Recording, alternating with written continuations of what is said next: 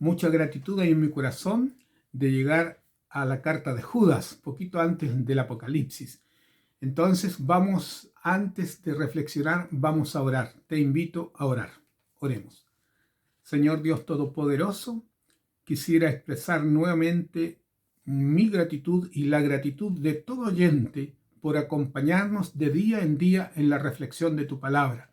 Y hoy rogamos que tu Espíritu Santo nos pueda guiar al abrir esta carta de Judas, Señor. Rogamos que el Espíritu nos guíe.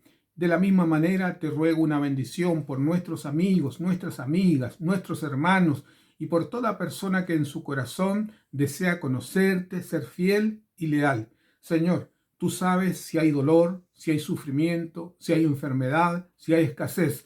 Tú conoces todas las cosas. Por eso, Señor, clamamos a ti y te pedimos una bendición para cada uno de ellos y por tu palabra, en el nombre de nuestro Señor Jesucristo. Amén. En el versículo 3 dice que Judas tenía el propósito de escribirle acerca de la común fe, pero tiene que cambiar el propósito porque hombres inconversos se han introducido en las filas de la iglesia, desviando también a otros. Entonces Judas nos advierte y escribe de la siguiente manera. Lleva un título, dice así: falsas doctrinas y falsos maestros. Y Judas se identifica de la siguiente manera: Judas, siervo de Jesucristo y hermano de Jacobo, a los llamados, santificados en Dios Padre y guardados en Jesucristo. Y mire el deseo de Judas para nosotros, para todos los que estamos leyendo esta carta, dice así: misericordia, paz y amor os sean multiplicados. Que esa palabra se cumpla en tu vida, en mi vida. Luego dice: amados, por la gran solicitud que tenía de escribiros acerca de nuestra común salvación, me ha sido necesario escribirlo, exhortándoos que contendáis ardientemente por la fe que ha sido una vez dada a los santos.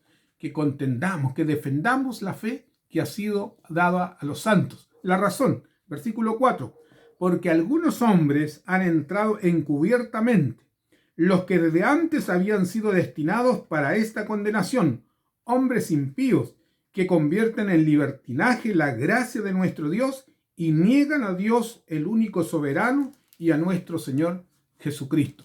Hombres impíos que se han introducido a la iglesia enseñando falsas doctrinas. Ahora yo me voy a saltar un poquito, dice en el versículo 11, dice: ay de ellos, porque han seguido el camino de Caín y se lanzaron por lucro en el error de Balaam y perecieron en la contradicción de Coré.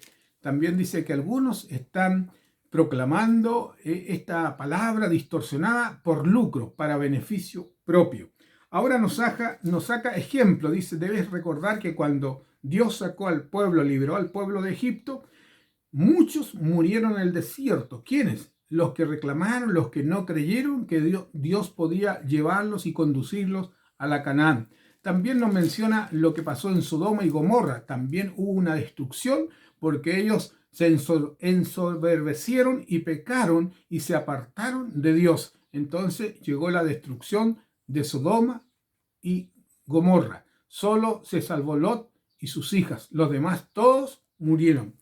Luego nos dice en el versículo 8: no obstante, de la misma manera, también estos soñadores mancillan la carne y rechazan la autoridad y blasfeman de las potestades superiores. Entonces, ellos expresan sentimientos aún contra Dios. Versículo 9 dice así: pero cuando el arcángel Miguel contendía con el diablo, disputando con él el cuerpo de Moisés, el arcángel Miguel no se atrevió, dice, a proferir juicio de maldición contra él, sino que le dijo: el Señor te reprenda. Pero estos hombres, versículo 10, blasfeman de cuantas cosas no conocen, y las que por naturaleza conocen, se corrompen como animales irracionales. Y ahí está el versículo 11 que dice que algunos de ellos también buscan el lucro. ¿A quién le está hablando? Le está hablando a estos falsos maestros.